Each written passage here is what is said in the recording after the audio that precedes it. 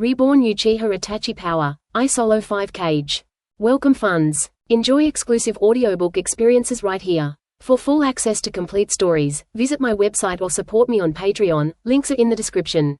Episode 41 Buy One Get One Free. Yi Kang's apprentice. Tobirama, who was explaining the paper-released chakra nature transformation to Conan, suddenly paused. What's wrong, teacher? Seo Nan blinked her big eyes, looking very curious. Tobirama stroked his chin, raising a slight brow. TSK, I was in such a hurry just now, I forgot to include a snack. Now that Yukura has been captured, if that little apprentice, Maki, who was always following Yukura around in the original story, were left with those ungrateful bastards from Tsunagakure, he probably wouldn't have a good ending either. If you're going to do it, then go all the way. A family should always be together, all together. Seo Nan, you practice on your own first, I'll be right back. Huh? Leaving again? Seo Nan pouted, about to say something. Brush. A flash of golden light. The tall figure in front of me had vanished into thin air. Seo Nan looked at the empty chair and angrily crumpled the origami in her hand into a ball. You idiot teacher. The land of wind, the ruins of Tsunagakure.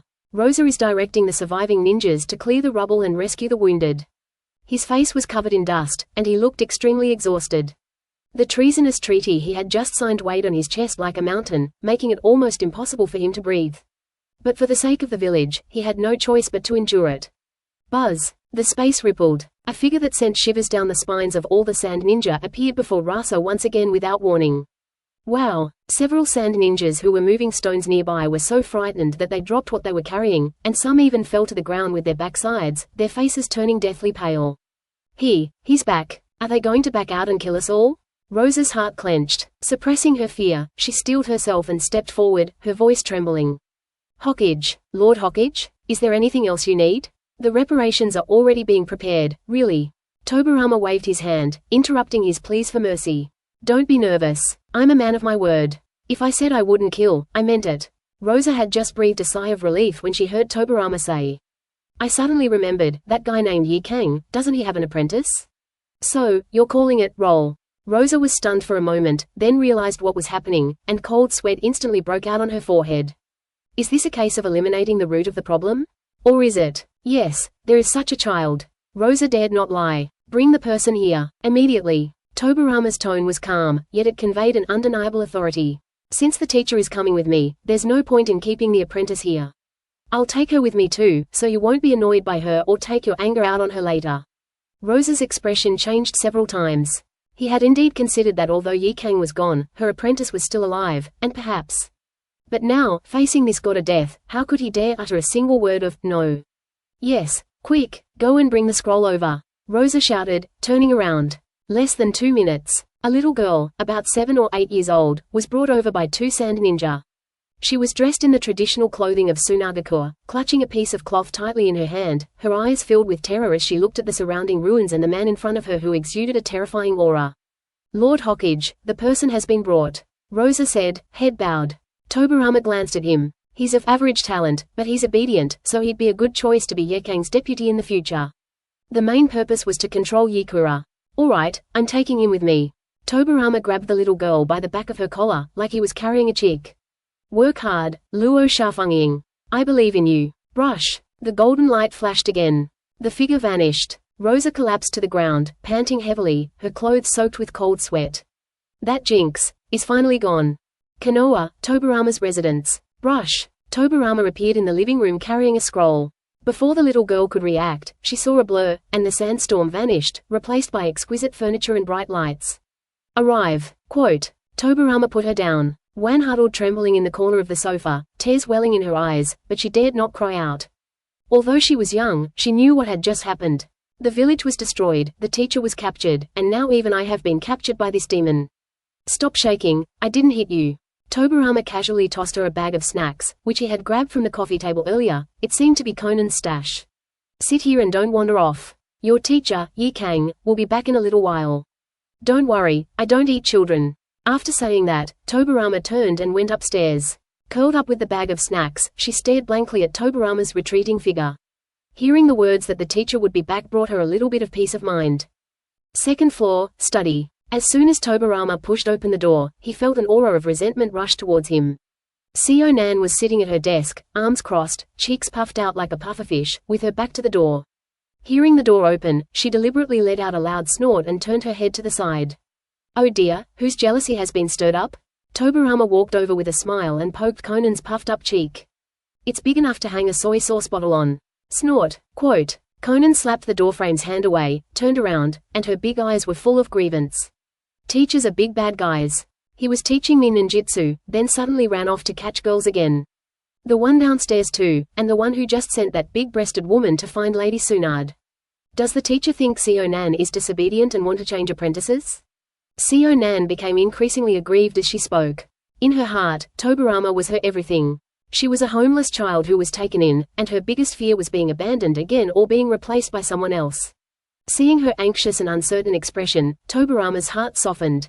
This little girl still lacks a sense of security. He bent down, cupped Seo Nan's face in his hands, and made her look directly into his eyes. Silly girl, what are you thinking about? Those people are either maids or tools.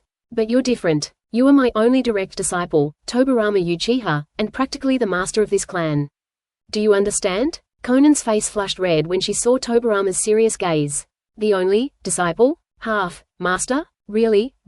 Seo Nan asked softly, her eyes instantly turning from hurt to joy. When has your teacher ever lied to you? Tobirama gently ruffled her beautiful blue-purple hair. That child downstairs is a companion for your maid, to keep her in order. As for you, just focus on becoming stronger. From now on, in this ninja world, no one will be able to bully you except me. Quote. Seo Nan nodded emphatically, her jealousy vanishing instantly. She threw herself into Tobirama's arms and rubbed her face against his divine robes. Seo Nan loves her teacher the most. Seo Nan will become stronger in the future and help the teacher discipline those maids. Tobirama chuckled to himself. This girl, she's already taken on the role of the mistress of the house so quickly? Just then, the sound of a door opening came from downstairs, followed by a series of hurried footsteps. It seems the main character has returned. Tobirama patted Conan on the back. Let's go down and watch the play. First floor living room. Tsunade and Pakura had just entered the room. Yukuro is in very poor condition, her eyes are vacant, and she walks somewhat mechanically. Along the way, she witnessed the prosperity of Konoha, and compared it with the miserable state of Tsunagakure. Her mental defenses crumbled step by step. However, the moment she stepped into the living room and her gaze swept over the sofa. He froze instantly, as if struck by lightning. Roll, quote. Yukuro's voice became shrill, even cracking slightly. Hearing the familiar voice, Wan, who was huddled in the corner of the sofa, looked up abruptly, and tears instantly streamed down her face. Teacher, quote. The little girl cried and rushed towards Yeking. Yi Kang hugged Wan tightly, his whole body trembling. She looked up abruptly at Tobirama, who was slowly descending the stairs, her previously lifeless eyes instantly filled with anger and fear. Uchiha Tobirama. Yi Kang gritted her teeth, like a mother lioness protecting her cubs. You promised me. You said that if I went with you, you would let the others go. She's just a child. She doesn't understand anything. Why did you arrest her? You monster. Come at me. Don't touch her. In her view, Tobirama had seized the child to threaten her with his disciple's life, and even to torture the child in front of her. This man is terrifying. He's capable of anything. Tsunade, standing to the side, was also stunned for a moment, then helplessly rubbed her forehead. This guy, he's really fast. Tobirama stood at the top of the stairs, looking down at the hysterical Yukura with a playful smile on his face. What are you yelling about? I'm doing this for your own good. For my own good? Yi Kang trembled with rage. You kidnapped my disciple for my own good? Otherwise what? Tobirama walked down slowly, each step feeling like it was stepping on Yukura's heartbeat. He walked up to Yi Kang and reached out to pick up a strand of her hair. If you leave your disciple in Tsunagakure, do you think those people who just sold you out will treat her well? You'll probably be ostracized the next day, or even treated as one of your accomplices, won't you? I'll bring her here, she'll have food and drink, and she can be reunited with you. You don't thank me, and you even insult me? Yi Kang was taken aback. She was so focused on her anger that she didn't think of this aspect at all. Yes. If Rasa could even sell herself, how could Wan, as her personal disciple, possibly have a good life in Tsunagakure? But, is falling into the hands of this demon really better than staying in Tsunagakure? You really won't hurt her? Yi Kang's voice softened, carrying a hint of pleading. As long as you don't touch her, don't let her do anything dangerous. I'll do whatever you say. Please, master. She spoke the last two words with immense difficulty, yet with utter humility. To protect her apprentice, she completely abandoned all dignity. Tobirama looked at the once arrogant scorching release user before him, now kneeling before him like a frightened kitten, pleading. The feeling of completely shattering someone's pride is truly exhilarating. Rest assured. Quote. Tobirama smiled and reached out to pat Yukura's cheek. I told you, I'm not interested in children. As long as you behave and do your job as a maid. She'll be 1,000,000 times better off in Konoha than in the Land of Wind. Upon hearing this promise, Yukura's taut nerves finally snapped. She collapsed to the ground, clutching the scroll in her arms, tears streaming down her face.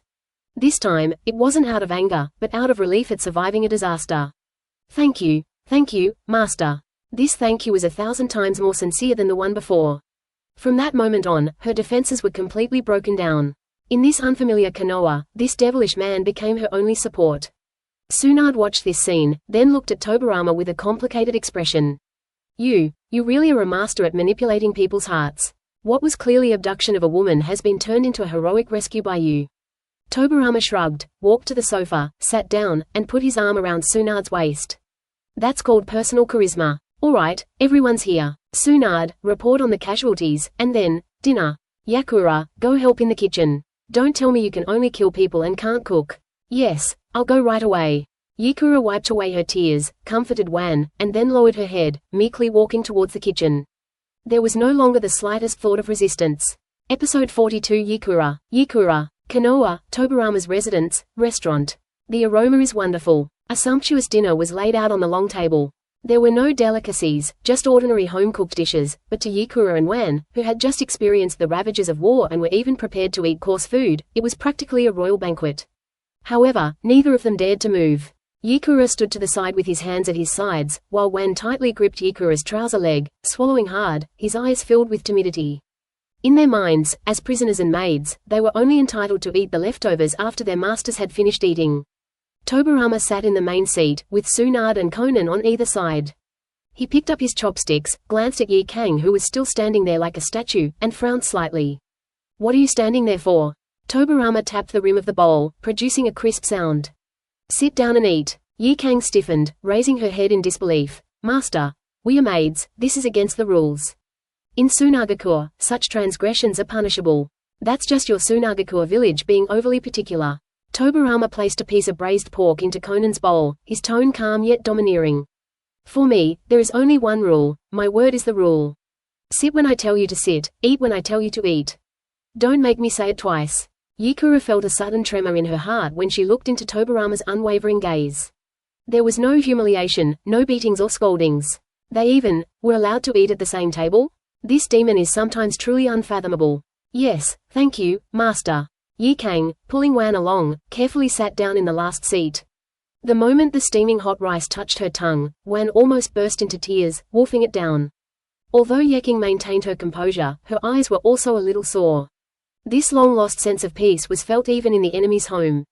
The atmosphere at the dinner table was fairly harmonious. Tsunade put down her chopsticks, wiped her mouth, and her expression became more serious. Tobirama, the casualty statistics from the front lines in. Speak. Tobirama didn't even look up. Thanks to your timely arrival, and your deterrent effect, the three major powers quickly withdrew their troops. Tsunade took a deep breath, her eyes filled with admiration. Therefore, the number of casualties is not too serious and is within an acceptable range. Tobirama nodded slightly. Not bad, they didn't embarrass Konoha. Double the compensation. If they don't have enough, they can get more from the daimyo's residence, just say it's a loan. Tsunade smiled helplessly. How could a daimyo be so easy to talk to? Hearing their conversation, Yi Kang's grip on his chopsticks tightened slightly. Konoha suffered few casualties. And what about their Tsunagakure village? More than half of them were killed or wounded, their backbone was completely broken. That's the difference. Quantity is meaningless in the face of this man. It was late at night. After dinner, Seo Nan pulled Wan to the side bedroom. The little girl was delighted to finally have a playmate of the same age. Although Wan was still a bit shy, she quickly became friends with Seo Nan under Seo Nan's enthusiastic approach. Second floor corridor. Tobirama stood at the door of the master bedroom and pointed to the room next door. Yi Kang, you'll be staying in this room. Yes, Yi Kang replied with his head down, a sigh of relief in his heart. Thankfully, we weren't staying in the same room. But, quote, Tobirama abruptly changed the subject, a playful smile curving his lips. As your personal maid, your work isn't over yet. Tonight, you'll stand guard at my door. I won't sleep, and you're not allowed to sleep. If I need anything, you must come immediately. Yi Kang paused, then bit her lip. I understand. Just keeping watch. For ninjas, going without sleep for days and nights is commonplace. But, why are they guarding the entrance? This is the heart of Konoha. Are there assassins here? Tobirama didn't explain, but directly pulled Tsunade, whose face was flushed, into the master bedroom, where the two were about to begin their ninjutsu sparring session. With a bang, the door closed. Only Yeking remained in the corridor. The lights were dim. She leaned against the wall, arms crossed, eyes closed, trying to rest. I'm still mentally building myself up. Yakura, you stayed because of Maki. Just be patient, all you have to do is be patient. However, not long after, the noise coming from the room completely shattered her psychological defenses. At first, there were only faint sounds of conversation. Immediately following was an uncontrollable roar, like a violent storm. Ugh, Tobirama, be gentle. This is nothing. Weren't you quite arrogant at dinner? Damn it, that's two different things. The Senju clan's immortal bodies must have impressive stamina, right? Let me see where their limits are. Outside the door, Yi Kang suddenly opened her eyes, her entire face instantly turning red to the roots of her neck. Although she hadn't experienced such things herself, she was still an adult, and she knew all too well what that kind of voice meant. Although it was a sparring match between master and disciple, wasn't this a bit too intense? This be ******* D. Yi Kang cursed inwardly, filled with shame and indignation. No wonder she was made to guard the door. This was intentional. This is blatant humiliation. She wanted to cover her ears, and even considered running away. But Tobirama's command to be at my beck and call tightened around her like a headband. She dared not leave. The noise in the room grew louder and louder. The specially made solid wood bed creaked under the weight, as if it were experiencing an earthquake of magnitude 8. Tsunade's voice gradually changed from being tough and provocative at the beginning to pleading, and finally to a completely incoherent sob. No, it really is a monster. Shut up, focus on Tsunade-sensei. This is the decisive moment of our master-disciple sparring. Yakura leaned against the wall, her legs suddenly feeling weak. She could feel the masculine hormones and terrifying vitality emanating from within, even through a wall, scorching her nerves like a raging fire. That man. He was an invincible god of war on the battlefield. Is it really this terrifying, even in something like this? Tsunade is one of the legendary Sannin. Even Tsunade, with her superhuman strength and incredible physique, is begging for mercy? Is this Tobirama Uchiha even human? Time ticked by second. Half an hour, 1 hour, 2 hours. The storm inside showed no signs of abating, on the contrary, it intensified. Yakura's initial shame and indignation turned into shock, and finally into a kind of indescribable heat. She is a normal woman. Listening to such a high-quality live broadcast, one's body's instinctive reaction is simply uncontrollable. Her breathing became rapid, and fine beads of sweat appeared on her forehead. Images began to involuntarily appear in my mind. If the person inside is yourself, how many minutes can it last? I'm afraid they wouldn't even last 10 minutes before dying, right? Damn it, what am I thinking? Yakura pinched her thigh hard, trying to stay awake with the pain. But that didn't work at all. The sound was like a demonic chant, constantly assaulting her eardrums and heart. Quote. Finally, after Tsunade's voice rang out in defeat, the room gradually quieted down. All that remained was Tsunade's intermittent panting breaths, sounding like she had just run a 100-kilometer marathon and was so exhausted she couldn't even move a finger. Yi Kang let out a long sigh of relief, feeling as if he had also gone through a great battle, his whole body drenched in cold sweat. Finally, it's over. She felt she was about to collapse if this continued. Just as she was about to sneak back to her room to rest. Suddenly, Tobirama's lazy, husky voice came from inside the room. Yi Kang. Yi Kang shuddered and almost jumped up. Yes, I'm here. His voice was dry and trembling slightly. Come in. Quote. There are only 2 words. But this made Yakura's heart leap into her throat.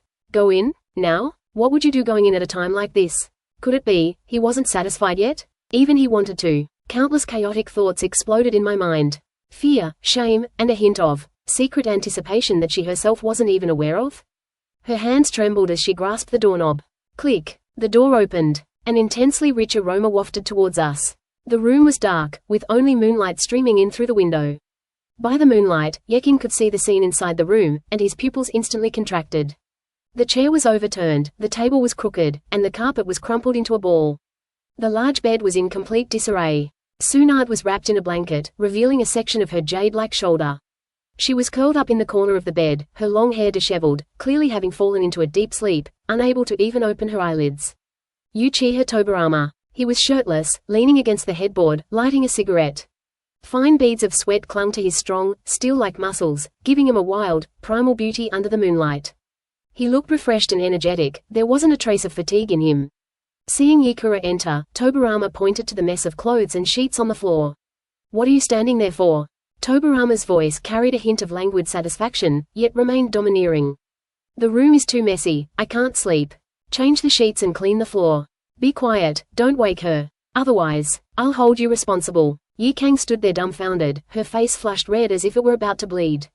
So, she was called here to clean? Such a private matter, and they actually let her do it? What, you don't want to? Tobirama narrowed his eyes slightly, and the aggressive gaze he emitted in that instant made Yukura feel as if she were naked. "No, I'll do it." Yikang lowered her head, not daring to look directly at the man who exuded masculinity. She walked over quickly, squatted down, and began to pick up the clothes on the ground.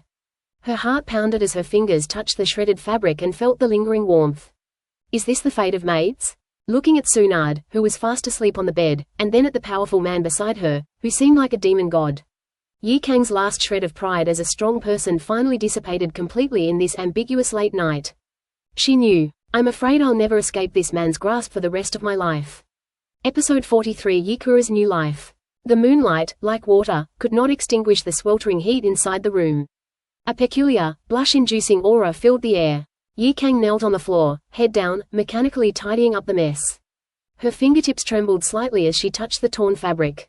It's too quiet. The only sounds in the room were the man's soft breathing and the occasional chirping of insects outside the window. This silence was even more oppressive to her than the commotion and storm that had just struck. Tobirama Uchiha leaned against the headboard, his scarlet eyes roaming brazenly over her body. From the white nape of her neck revealed as she bent over, to her slender waist, and then to her long, powerful legs. This is a perfect body, honed through years of rigorous training. Like a fully drawn bow, it is full of wildness and tension. You're taking a long time to pack. Tobirama suddenly spoke, his voice hoarse and languid.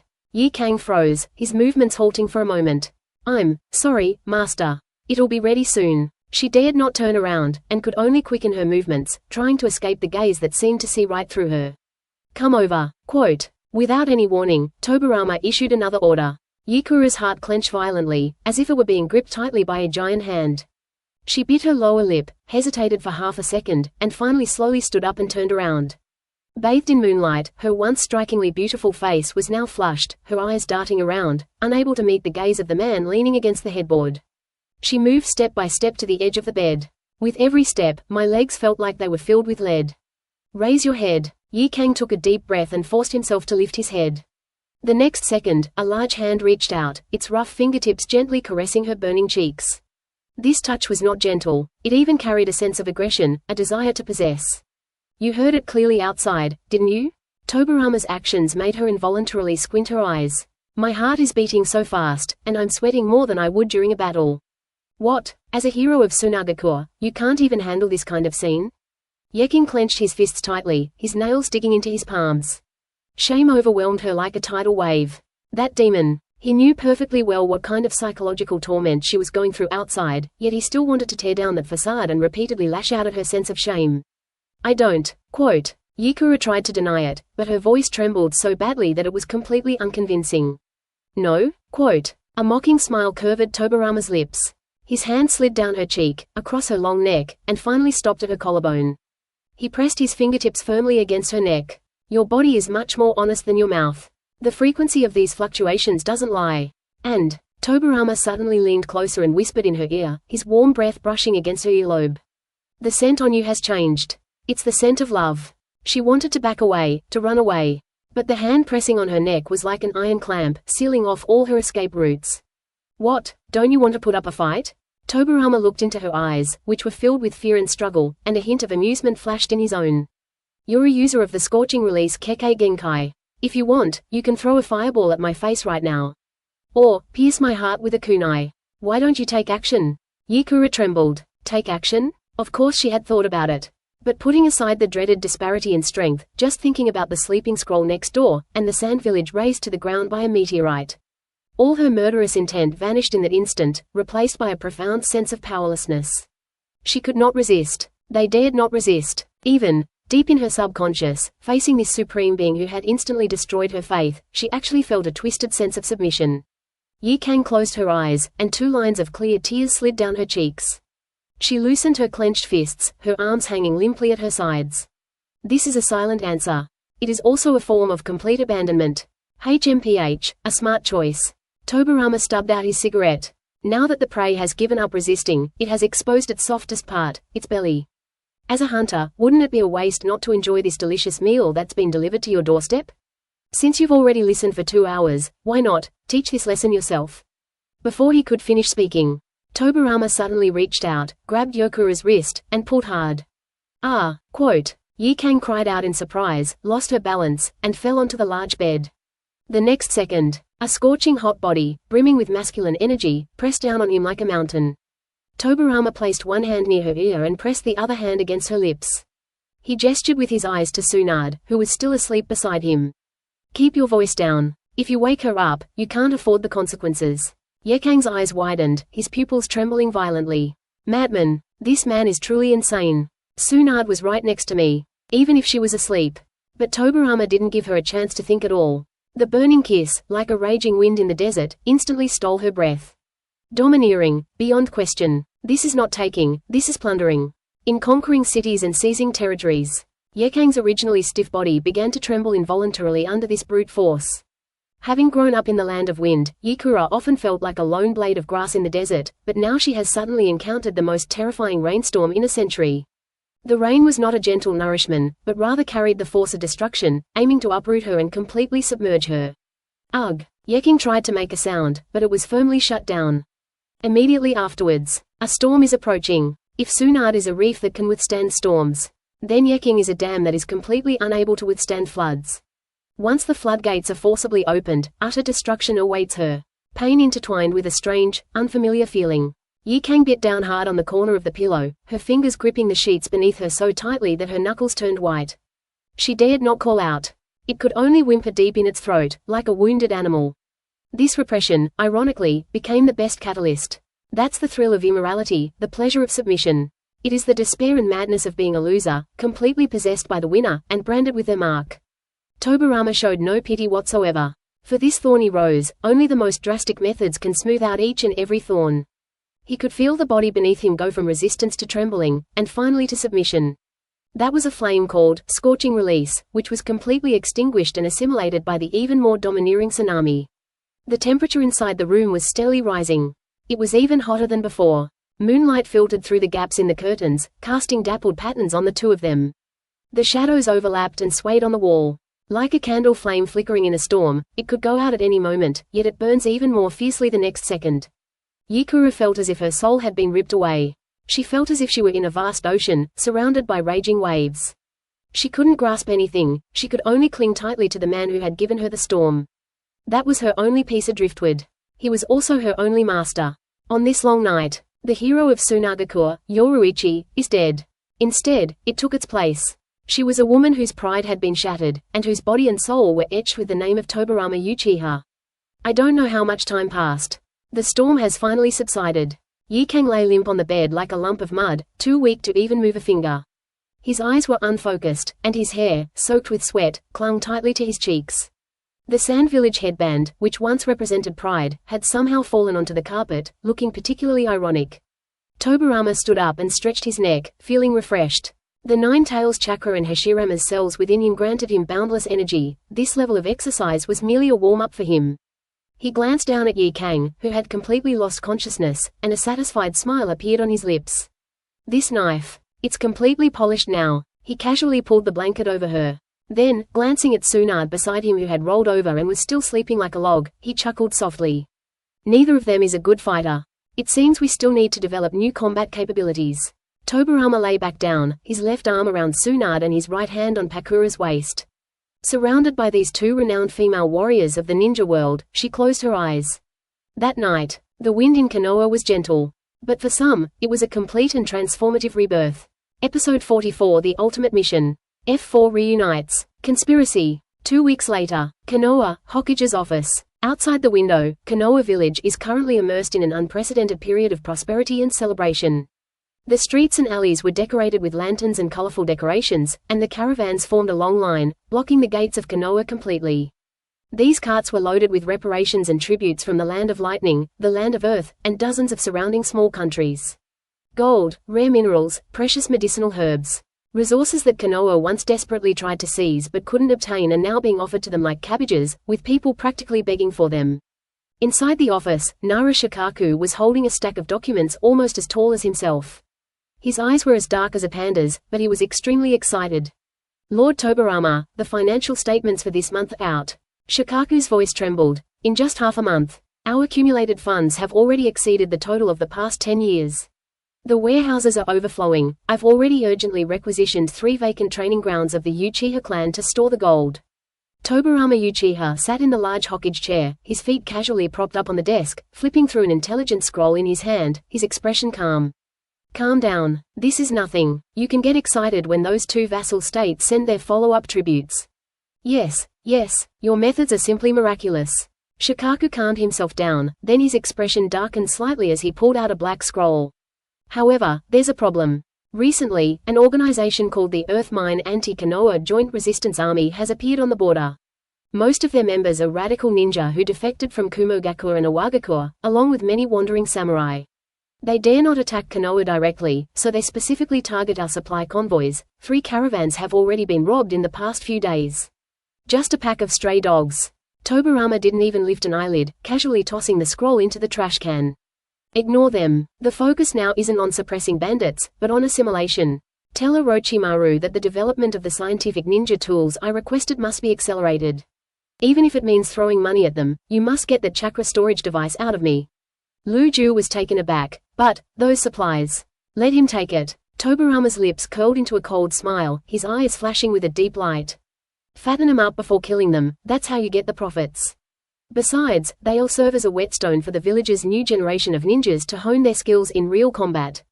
Think long-term, Shikaku. When our scientific ninja tools are mass-produced, and even a genin wielding a chakra cannon can kill a jonin, these clowns will be wiped out with a flick of the finger. Hiss. Shikaku gasped, his eyes filled with even greater awe. That's what vision is all about. While others were still calculating the gains and losses of a single city or territory, this lord was already plotting to overturn the entire ninja world's combat system. Understood. I'll go and urge Orochimaru on his side right away.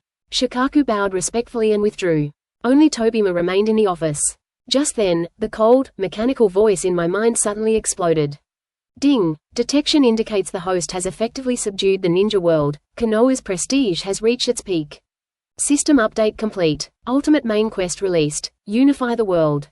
Mission objective: conquer the 5 great nations, abolish the daimyo system, and establish the sole shinobi empire. Task reward: depends on final score. Tobirama's eyes suddenly lit up.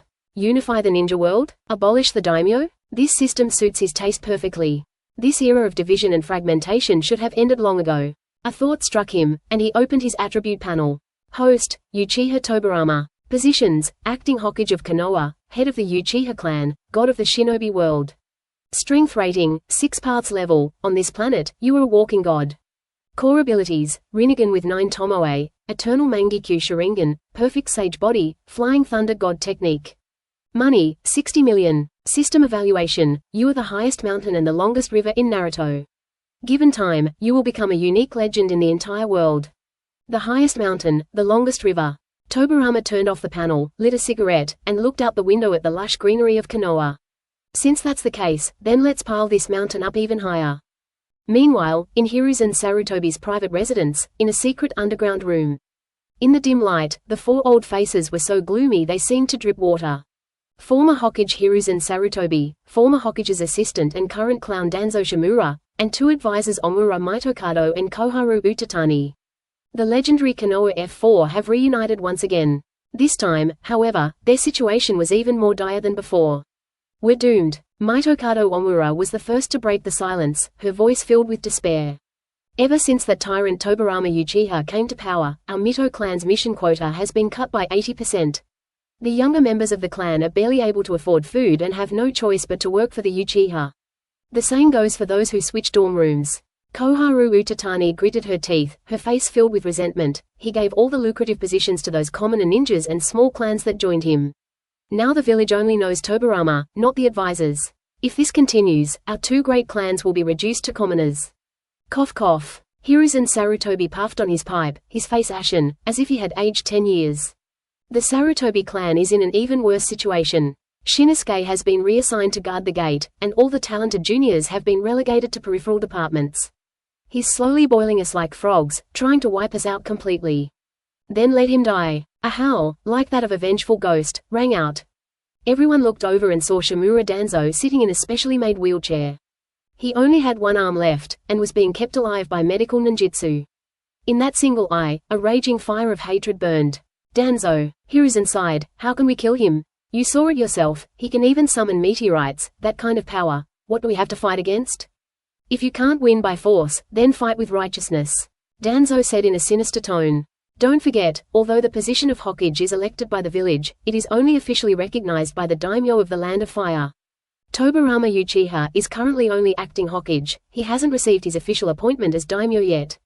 Hiruzen narrowed his eyes, you mean? Contact your name. Danzo's eyes gleamed with madness. Tell the daimyo that Tobirama Uchiha is a madman. He not only wants to conquer other countries, but he'll also turn against the daimyo sooner or later. What the daimyo fears most is an uncontrollable warrior. If the daimyo issues an edict rejecting Tobirama's Hokage position, or even calls on the ninja world to attack him, then he will have no moral ground to stand on. Mitokado hesitated. This is interfering in the village's internal affairs with external forces. What if it's discovered? Found nothing. Danzo roared. What's there to worry about when we're about to die? Besides, having a daimyo isn't enough. I have a way to contact that anti-Konoha joint resistance army. Give them intelligence. Give them supplies. Let them cause trouble. The bigger the trouble, the better. Once the front lines are thrown into chaos, and the daimyo in the rear exerts pressure, those within Konoha who are dissatisfied with the Uchiha clan will waver. That will be our opportunity to seize power. Hiruzen remained silent for a long time. The tobacco in the pipe burned out, its light flickering intermittently. This was a risky move, and could even be described as a crime of betraying the village. But thinking of Tobirama Uchiha's arrogant face, and the decline of the Sarutobi clan. Let's do it this way. Hiruzen closed his eyes, his voice low and menacing. For the sake of Konoha's legitimacy, for the peace of the ninja world, this tyrant must be eliminated. Danzo, you handle the matter of contacting the resistance forces. Do it cleanly. As for the daimyo, I'll go there myself. He. Don't worry, Hiruzen. Danzo's mutilated body trembled, and he let out a strange laugh. I'll show him that politics isn't something that can be solved with fists. The Hokage's office. Tobirama was preparing to inspect Orochimaru's laboratory when suddenly, an inconspicuous C-rank mission scroll on the table caught his attention. Mission level, C, possibly with hidden risks. Client, Fujikaze Yuki, famous actress. Mission objective, escort the film crew to the snow country to film the movie, The Great Adventure of the Wind and Cloud Princess. Task reward, 500,000 taels. Fuji-style snow painting. Tobirama tapped his fingers lightly on the table, a playful smile curving his lips. Wind, flowers, light snow, princess of the Snow Kingdom. If I remember correctly, the Land of Snow seems to have a technology called chakra armor? Although that thing looks very rudimentary now, its core concept is quite similar to the individual combat armor that Orochimaru is researching. Interesting. Quote. Tobirama picked up the seal and stamped it with an S-rank mark, a red stamp personally stamped by the Hokage, on the mission scroll. Anyway, I've been getting a bit bored staying in the village lately. Orochimaru's research has hit a bottleneck. It's a good opportunity to steal. Oh no, bring back the technology from the Land of Snow for him to reference. And while I'm at it, I'll also go see what that so-called famous beauty of the ninja world actually looks like. As for those rats plotting in the sewers, Tobirama didn't take it to heart at all. In the face of absolute power, any conspiracy or trickery is nothing more than adding a little spice to a boring life. Episode 45, Wind, Flowers, and Light Snow. The Great Ming Envoy. The F4 who's asking for death. Konoha, Hokage's office. The afternoon sun streamed through the floor-to-ceiling windows onto the mahogany desk, but it couldn't melt away the sudden chill that permeated the office. After finally finishing processing the pile of documents that had accumulated in Konoha over the past few days, Tobirama was finally going to meet the famously beautiful actress from Naruto today. Standing before Tobirama Uchiha was an absolutely beautiful woman, or rather, a breathtakingly beautiful woman. She was wearing a dark trench coat that wasn't particularly glamorous, and sunglasses that covered half her face. But the moment she took off her sunglasses at Tobirama's request, the entire office seemed to light up instantly. Fuji-style snow painting. Her skin was so white it was almost translucent, as if sculpted from the purest ice and snow. Her features were exquisitely beautiful, especially her eyes, which carried an innate coolness and melancholy, as if they held an unyielding icy mist. That's a unique quality that only those who have lived in extremely cold places for a long time and carried the heavy burden of royal blood can develop. Is this the so-called famous beauty in the ninja world? Tobirama leaned back in his chair, brazenly sizing up the woman before him. It must be said, it truly lives up to its name. Compared to Tsunade's fiery temper, Pakura's wildness, Konan's innocence, and Kazuhana Koyuki's beauty, there is a kind of aloofness that keeps people at a distance. This icy beauty's aura only fuels the urge to conquer her and melt her heart. Stared at by Tobirama's extremely aggressive gaze, Fuka Koyuki shrank back uncomfortably. Her memory was still stuck in the past, she only remembered that the Hokage of Konoha was an old man. She never expected him to be such a young man with a terrifying aura that made her feel suffocated. Quote. Tobirama withdrew his gaze and lightly tapped his fingers on the table. I've accepted the task. However, the itinerary needs to be changed. I still have a few last official business to attend to, which will take a few days. A few days later, I will personally escort you to the land of snow. In person? Feng Hua Xiaoshui stared wide-eyed, her face filled with disbelief.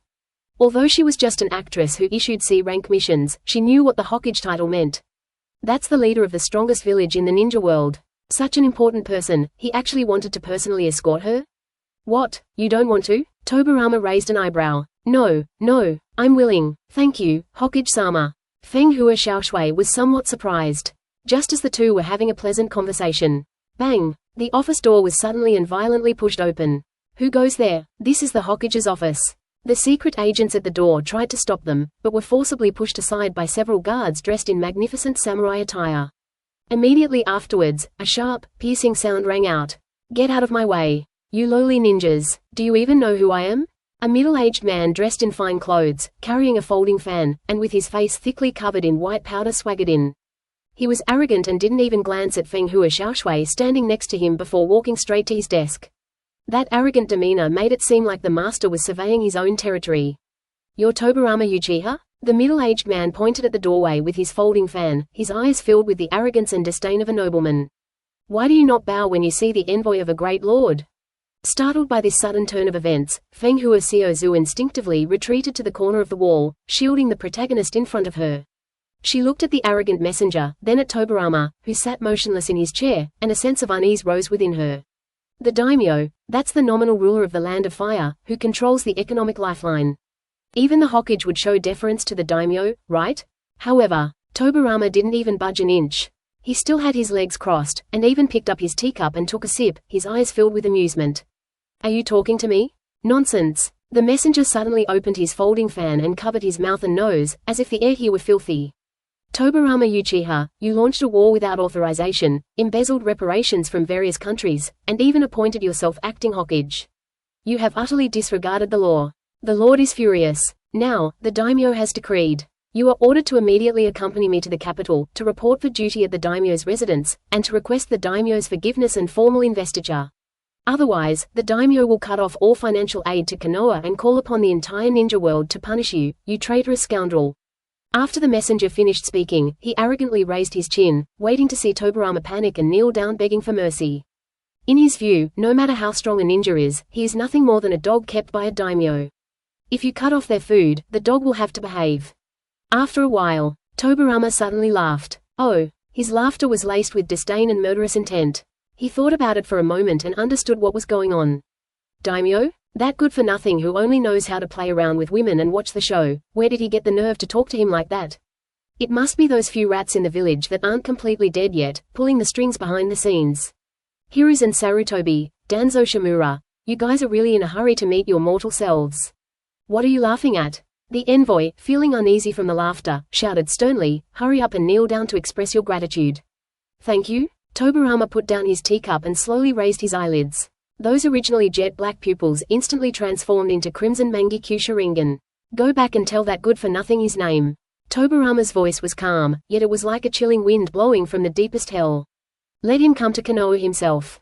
Also, he'd better crawl into the Hokage building on his knees. If his posture isn't up to par, I don't mind changing his daimyo. What? The envoy's eyes nearly popped out of their sockets, and the folding fan in his hand fell to the ground with a clatter. This is insane. This ninja has gone mad. He actually dared to tell me to get my name over here? And I even want to change my name? Feng Hua Xiaoshui covered her mouth, her beautiful eyes filled with shock. Just how arrogant is this man? How dare you? How outrageous! Traitor! After realizing what had happened, the messenger was so angry that he trembled all over, and his finger pointing at Tobirama was shaking. How dare you utter such treasonous words? You're just a pet we kept. Boom! The word, dog, hadn't even been uttered yet. A terrifying, tangible pressure of chakra erupted from Tobirama without warning. The air in the Hokage's office seemed to freeze instantly, and the pressure increased 100-fold. Thump! The messenger's knees buckled, and he knelt heavily on the ground. But he couldn't make a sound. A chilling, bone-chilling killing intent had already gripped his throat. He felt like an ant being watched by a dragon, every cell in his body screaming that he was going to die. The arrogance, haughtiness, and overbearing attitude of just now vanished in an instant. Instead, there was the utter disarray of excrement and urine flowing freely, and a deep-seated fear. A what? Tobirama slowly stood up, looking down at the trembling messenger kneeling on the ground with eyes as if he were looking at a dead man. Spare my life. The envoy wept uncontrollably, wanting to kowtow and beg for mercy, but the oppressive force prevented him from even lifting his head. Yes, someone made me say that. I don't want to die. Oh, someone's here? Tobirama walked up to him, grabbed his hair, and forced him to look up. The crimson Sharingan slowly rotated. Kaleidoscope illusion activated. Look into my eyes. Tell me, who was it that went to instigate this before the daimyo? The messenger's terrified gaze instantly turned blank, like a puppet whose soul had been ripped out. Under the absolute control of illusion, he had no secrets. It's Hiruzen Sarutobi. The messenger said blankly. 3 days ago, Hiruzen Sarutobi sent a trusted aide with a secret letter and a large sum of money, saying that Tobirama Uchiha was planning a rebellion, and requesting the daimyo to intervene and suppress it. The daimyo believed me, that's why he sent me. Really? Tobirama released his grip, tossing the messenger aside like trash. Hiruzen Sarutobi, it seems you're really tired of living. Since you're not dignified, then I'll help you be dignified. Feng Hua Xiaoshui, standing to the side, was already stunned. Just a glance, a rebuke. The special envoy, representing the highest authority of the state, was so terrified he wet himself and confessed everything like a dead dog. So handsome. Someone come here. Tobirama pulled out a tissue, wiped his hand that had just touched the messenger, and said calmly. Swish swish swish. Several members of the Secret Service appeared instantly and knelt on one knee. Throw this trash out, don't dirty my floor. Also, notify all Jonin squad leaders and the Uchiha elite forces. Gather. Quote. Tobirama donned his divine robes, turned, and looked out the window, the direction of the Sarutobi clan's territory. A cruel smile curled at the corner of his lips. Now, looking at the murderous aura emanating from Tobirama, Fuka Koyuki couldn't help but whisper, Hokage-sama. What are you going to do? Tobirama turned around and gave the stunningly beautiful woman a bright yet dangerous smile.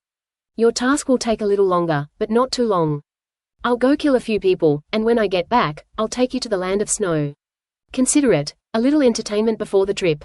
Episode 46 A Life Twisted. Sarutobi Hiyori. An opposite path. Late at night, in the Sarutobi clan compound of Konoha. A dark and windy night, a night for murder. The entire Sarutobi territory was quiet, save for the occasional bark of a dog. The clansmen were still asleep, perhaps still dreaming of the Sarutobi clan returning to its peak and continuing to hold power in Konoha. Unbeknownst to them, in the shadows surrounding the clan's territory, hundreds of elite Uchiha warriors activated their Sharingan and, like a pack of hungry wolves, had silently completed their encirclement. The barrier team had already set up a barrier to isolate sound and chakra. Even if this place is blown up tonight, no one outside will know. Sarutobi Mansion, study. Hiruzen Sarutobi is still awake. He sat in the dim light, puffing on his pipe, the smoke swirling around him, unable to conceal the anxiety on his face. He's waiting. We await good news from that illustrious envoy, and we await battle reports from the resistance forces at the front.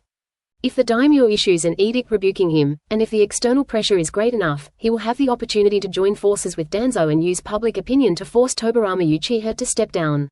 I did this for Konoha. Hiruzen muttered to himself, as if brainwashing himself. Tobirama is too radical, he'll destroy the village if things continue like this. Only I can bring peace. Just then, buzz. The space in the study suddenly distorted, forming a strange vortex. Hiruzen's pupils contracted sharply. His years of combat instincts made him instantly throw away his pipe, and several shuriken appeared in his hand. Quote. The whirlpool dissipated. A familiar figure dressed in a divine robe appeared out of thin air on the chair opposite him. What? Still awake so late? Are you waiting for that special envoy named Inoue Takehiko? Tobirama Uchiha crossed his legs, a mocking smile playing on his lips. Doorway? Hiruzen froze, his back instantly soaked with cold sweat. Space-time ninjutsu? And it's not the flying thunder god technique, it's spatial teleportation that can directly pass through walls? Just how many trump cards does this guy still have up his sleeve? You seem surprised. What a pity, your special envoy is probably confessing to death right now. As for the daimyo? I'll deal with that piece of trash myself. From now on, the Land of Fire will never again have such disgusting creatures as daimyo. Hiruzen's face turned deathly pale, his last shred of hope had been shattered. The plan was exposed. Tobirama Uchiha, you're pushing Konoha into the abyss. Hiruzen suddenly stood up, his chakra exploding, attempting a final, desperate struggle. I am the third Hokage. Even if you are the second, no, even if you are stronger, you cannot. Sit down. Quote. Tobirama simply uttered 2 words. A terrifying aura instantly enveloped Hiruzen. Hiruzen felt as if his brain had been hit hard by a hammer, the chakra he had just gathered instantly dissipated, and he uncontrollably slumped back into his chair. He was panting heavily, like a fish out of water. Want to fight again, monkey? Tobirama looked at him, his eyes filled with pity and mockery. Right now, you don't even have a chance to form a hand seal in front of me. Hiruzen was in despair. He kept his head down, his hands gripping the handrails tightly, his knuckles white. What, do you want? To kill me? The victor is king, the loser is villain. Since I've lost, I have nothing more to say. Let's fight. He closed his eyes, adopting a posture of offering his neck for execution. However, the anticipated attack did not occur. Kill you? Tobirama chuckled softly, stood up, and slowly walked behind Hiruzen, placing his hands on his shoulders. Killing you would be too easy. Besides, killing an old man who dedicated his life to the village would damage my image in the village's eyes. How could I, as Hokage, do such a thing? So what exactly do you want to do? Hiruzen opened his eyes, a sense of foreboding rising in his heart. Tobirama lowered his head, leaned close to Hiruzen's ear, and spoke in a seductive voice. Hiruzen, aren't you always talking about the will of fire? Aren't you the best at sacrificing your personal interests for the greater good? Now, the time has come to prove your enlightenment. Hiruzen's body trembled. What do you mean? As you know, this coup attempt failed, and that's how it usually goes. Tobirama's voice became icy and chilling. Not only you, but also your best buddy Danzo, advisor Mitokado Omura, and Utatani Koharu. Your 4 families, thousands of people, including newborn babies. Tonight, they will all die. Hiruzen whirled around, his eyes bloodshot. You dare? I, the born evil Uchiha, will. Of course I dare. Tobirama smiled, but his eyes were colder than ice. However, I am a kind person. I'll give you a way out, or rather, I'll allow your Sarutobi clan to continue its lineage. Hiruzen, panting heavily, stared intently at Tobirama. What, a path? Tobirama raised one finger. Tonight, you'll do it yourself. Kill the entire Sarutobi clan, as well as Danzo, Mitamon, and Utatani families. Leave no one alive. If you handle this cleanly, I can spare your eldest son, Sarutobi Shinsuke, and that brat Osuma. I could even allow you to escape Konoha as an S-rank rogue ninja, living on the burden of the crime of massacring your clan. Boom. He stared wide-eyed at Tobirama in disbelief. Let him kill his own clan? Let him slaughter his old friend's entire family? And then become a rogue ninja? No, absolutely not. Hiruzen roared hysterically, his whole body trembling. Even tigers don't eat their cubs. How could I possibly harm my own kin? Tobirama Uchiha, kill me. If you have the guts, then kill us all. TSK, so this is your will of fire? Tobirama wasn't angry, instead, he shook his head with a mocking expression. Have you thought this through, Hiruzen? If you refuse, then I will give the order right now for the Uchiha forces outside to storm in. At that time, not only you, but your son, grandson, and even your newborn nephew will all have their heads chopped off and displayed at the gates of Konoha. Osuma, that kid, is he still at the Ninja Academy? I heard he's quite talented. Too bad, he's going to be eliminated tonight. Furthermore, our 3 generations of upright and virtuous leaders, and the approachable Sarutobi clan, will be disgraced by charges of coups and other crimes. At the mention of Osuma, Hiruzen's pupils contracted sharply. That was his most beloved youngest son. It is also the future of the Sarutobi clan. If we don't take action, we'll be wiped out. If we take action, at least, we can preserve 2 sparks of hope. And it will also preserve the honor and reputation of your Sarutobi clan. Tobirama's voice continued to echo in his ears. This is what you call righteousness, Hiruzen. Sacrificing everything for the stability of the village is worthwhile. Why can't you do it when it's your turn? Double standards are not a good habit. Hiruzen clutched his head in anguish, his fingers digging deep into his graying hair. My heart is going through hellish torment. If we don't do it, the entire clan will be wiped out, and their lineage will be cut off. If he did it, he would be a beastly executioner, bearing eternal infamy. Time ticked by second. The air in the study was oppressive and suffocating. Tobirama didn't urge him, but simply watched him quietly.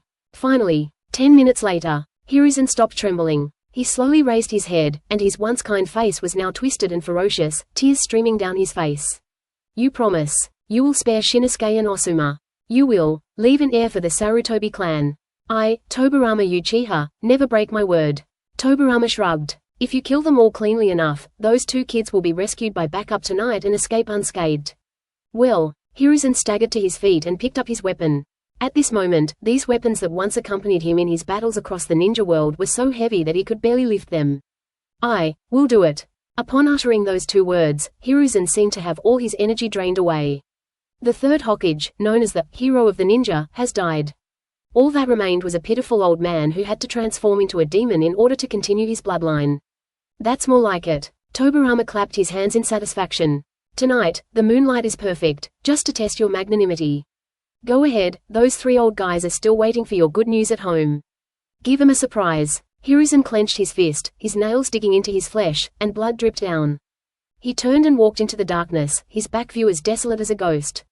As he reached the door, he stopped, turned back to look at Tobirama, his eyes bloodshot. There are too many of them, I can't kill them all by myself. Furthermore, Danzo has clan ninja under his command, and I need his assistance. Since you've already decided to become a demon, then go all the way. He didn't want Tobirama to change his mind if he was too slow in killing them, which would implicate Osuma. A reasonable request. Tobirama snapped his fingers. I will help you maintain the outer barrier. As for those lowly guards, my shadow clones will take care of them for you. Your only responsibility is to cut off Danzo's and those 2 old bastards' heads, and personally send your clansmen on their way. Go, Uchiha. Oh no, Sarutobi Itachi. Tobirama's lips curled into an extremely wicked smile. Hiruzen paused, but did not respond. The next second, he disappeared into the night. A moment later, the first scream rang out from within the Sarutobi clan's territory. Immediately afterwards, flames shot into the sky. Tobirama stood by the window, watching the raging fire and listening to the faint cries that drifted over, his expression indifferent. The debt from the original story has been repaid today. What follows is a life out of sync. Let's see what happens. This dog-eat-dog drama is definitely more satisfying than killing someone yourself. Episode 47 Carnage. Best Friends Showdown. An old friend's questioning. The night was as thick as ink. Within the Sarutobi clan, the slaughter began. There was no earth-shattering clash of ninjutsu, because it was a one-sided massacre, the execution of unsuspecting relatives by traitors. Peeved. The black shadow formed by the Vajra staff instantly pierced through the chest of a patrolling Jonin named Sarutobi. The Jonin stared wide-eyed at the familiar figure emerging from the shadows, blood gushing from his mouth. Clan chief? Why? Hiruzen Sarutobi trembled all over, tears streaming down his face, but his hands did not falter in the slightest. I'm sorry. I'm so sorry. For Osuma, for Shinsuke, you must die. He suddenly pulled out the iron bar, and blood splattered all over his face. The once kind third Hokage, now bathed in the blood of his clansmen, resembled a demon crawling out of hell. Ah, murder! It's the third Hokage. The third Hokage has gone mad. A scream pierced the night sky. But the sound couldn't get through. The barrier isolated everything. Hiruzen was like a rusty yet deadly machine, reaping madly within the clan's territory. Fire release, great fireball technique. A massive fireball engulfed the house, instantly turning the sleeping women and children to ashes. Grandpa, don't kill me. I'm Konohamaru's cousin. A 7 or 8-year-old child ran out crying and hugged Hiruzen's leg. Hiruzen's body stiffened. He looked at the child who resembled Asma as a child, and his heart ached. In his mind, Tobirama's demonic voice echoed once more. If they can't kill them all, Osuma will die. Wow! Hiruzen let out a mournful cry like a wild beast. The kunai in his hand stabbed down fiercely. Peeved. The crying stopped abruptly. Forgive me, forgive me. Hiruzen knelt in the pool of blood, weeping bitterly, but the despair in his eyes gradually turned into numbness.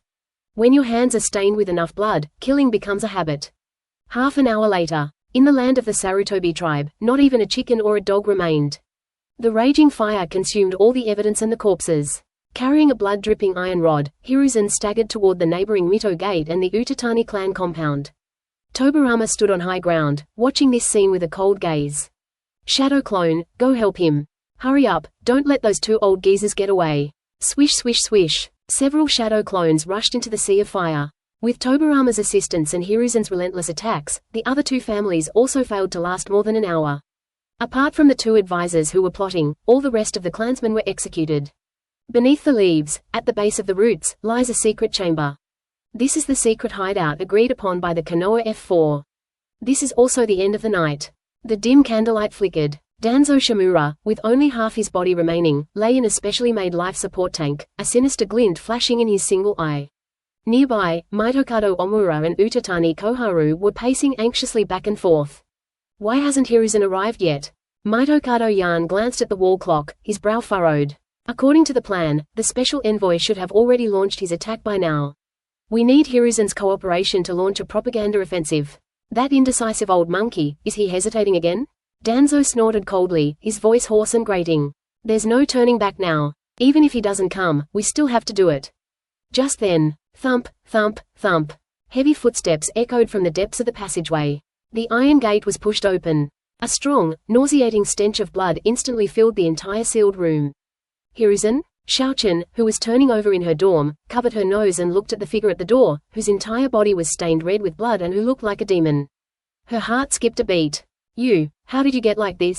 What happened? Danzo, with his keenest sense of smell, was the first to notice something amiss, being both his longtime friend and rival. Danzo's expression changed drastically, and he shouted sharply.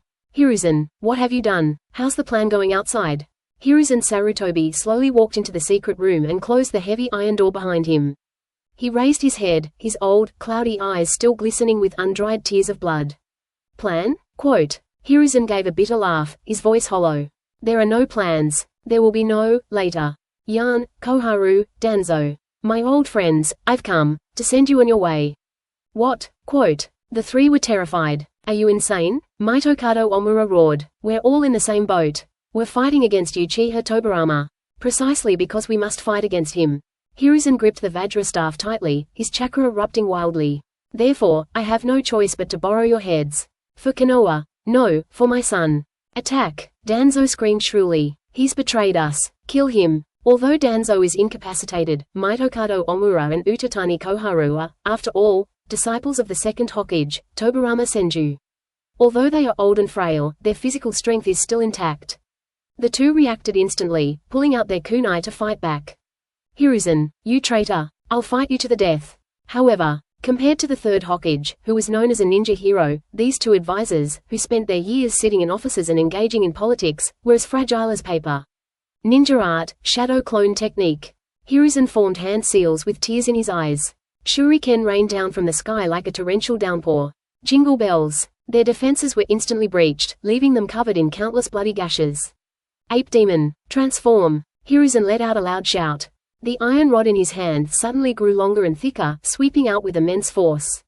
Bang! Bang! Two muffled thuds. Mitokado Yan and Utatani Koharu were smashed against the wall like rag dolls. They coughed up blood, slid to the ground, and were clearly not going to survive. Even in death, their eyes remained wide open, staring unblinkingly at their old comrade in arms with whom they had spent decades.